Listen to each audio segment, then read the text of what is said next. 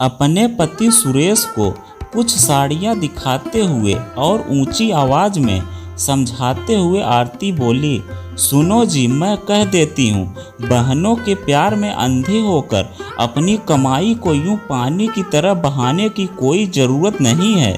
कुछ अपने बीवी बच्चों का भी सोचा करो। ये मेरे पास साड़ियाँ रखी हुई हैं, इससे ही अपनी बहनों को देकर तीज त्योहार की बला टाल लेना। सुरेश ने एक नज़र उन साड़ियों पर घुमाई।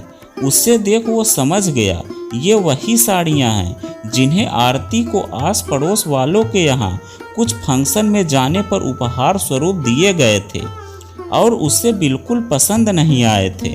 लेकिन अपनी पत्नी के इस ऊंचे स्वर के सामने कुछ बोलने की हिम्मत नहीं जुटा सका। उसने चुप रहना ही उचित समझा। सुरेश 3 बहनों का इकलौता भाई था और एक प्राइवेट कंपनी में कार्यरत था।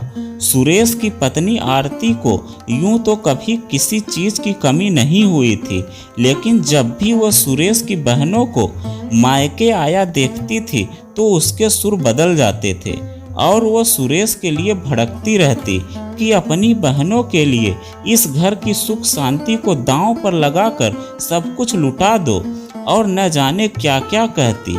सुरेश अपनी पत्नी का स्वभाव जानता था, इसीलिए उसको नज़रअंदाज करता था और कुछ कहता भी नहीं था। कुछ दिनों बाद ही तीज त्योहार आ गया और उसमें सुरेश की तीनों बहनें अपने मायके यानी सुरेश के घर आ गई, जहां सुरेश ने तो हंसकर उनका स्वागत किया, लेकिन आरती का चेहरा बदल गया था। सुरेश की बहनें भी कुछ कुछ आरती के स्वभाव को जानती थी, इसीलिए उन्होंने उसका बुरा भी नहीं माना।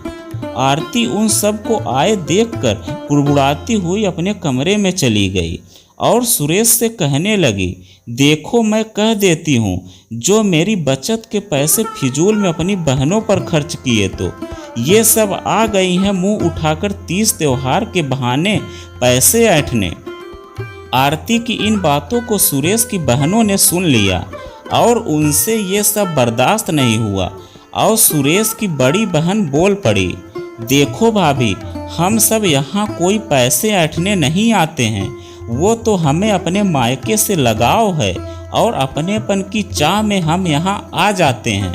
जरा तुम ही सोचो, अगर ऐसा बर्ताव आपके मायके में आपकी भाभी करे तो आपको कैसा लगेगा, और क्या वैसे में आप अपने मायके जा पाओगी?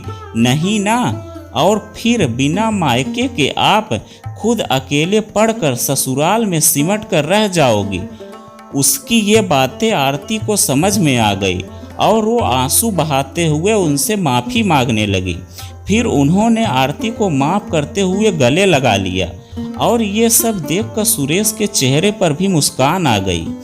अब आरती को समझ में आ गया था कि हर बेटी के दिल में मायके से अलग लगाव होता है और आजीवन बना रहता है, और मायके से इसने अपनापन पाना उसका अधिकार भी होता है।